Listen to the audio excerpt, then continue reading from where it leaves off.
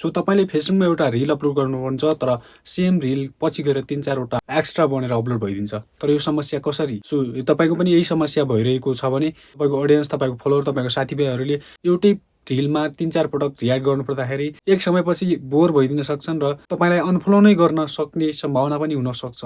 त्यसैले यो समस्यालाई सकेसम्म समाधान गरिहाल्नुपर्छ। कसरी भन्दाखेरि आजको भिडियोमा म तपाईँलाई देखाउने छु। सो तपाईँ भिडियोमा पहिलोपटक हुनुहुन्छ भने भिडियो लाइक गरेर च्यानल सब्सक्राइब गर्न नभुल्नुहोला।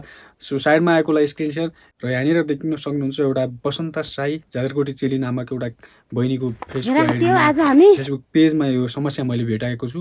यिनी बहिनीलाई थाहा होला कि यस्तो समस्या आइरहेको छ आफ्नो पेजमा, तर पनि यिनले समाधान गर्ने उपाय भेटिरहेकी छैनन्।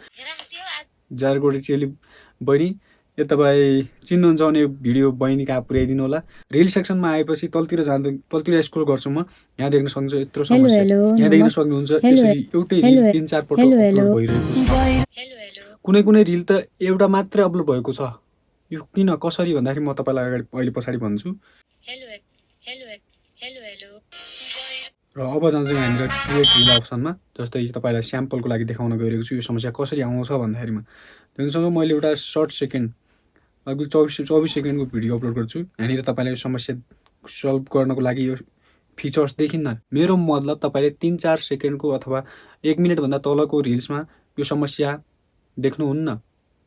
कुनै बेला देख्नुभएको होला। यो बहिनीकै पनि प्रोफाइलमा लेटेस्ट भिडियो चाहिँ एउटा मात्रै अपलोड भएको छ। यसको मतलब के हो भने 1 मिनटभन्दा कम टाइमको भिडियो छ, त्यही भएर यो एउटाभन्दा 3-4 वटा रिल भएर अपलोड हुन सकेन। कति बेला तपाईँको एउटा सेम रिल तपाईँको 3-4 वटा भएर अपलोड हुन्छ भन्दाखेरि जब त्यो भिडियो 1 मिनटदेखि 3 मिनटसम्मको हुन्छ तब चाहिँ एउटै सेम रिल 3-4 वटा भएर अपलोड हुन्छ। यहाँनिर देख्न सक्नुहुन्छ जस्तै म एउटा 2 मिनट 23 सेकेन्डको भिडियो छु, यसलाई नेक्स्ट गरेर अपलोड गर्न खोज्छु।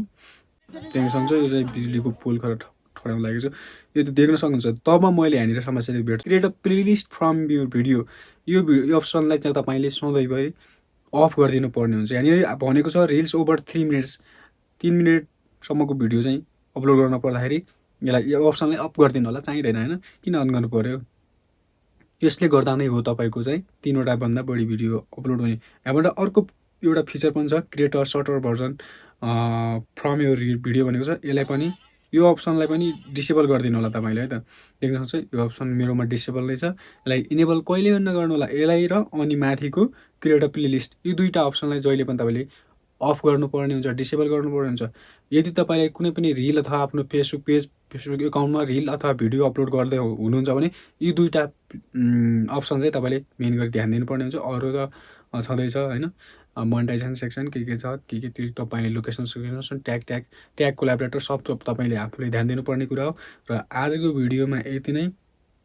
र भिडियो तपाईँलाई कस्तो लाग्यो? आउँदो दिनहरूमा फेसबुक रिलेटेड अथवा युट्युब रिलेटेड यस्तै टिप्स एन्ड ट्रिक सम्बन्धी भिडियोहरू यो च्यानलमा म ल्याइराख्ने छु। भिडियोमा कमेन्ट गर्नु होला कुन टपिक सम्बन्धी भिडियो चाहियो।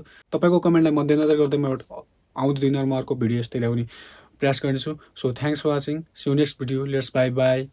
Like this video, subscribe the channel.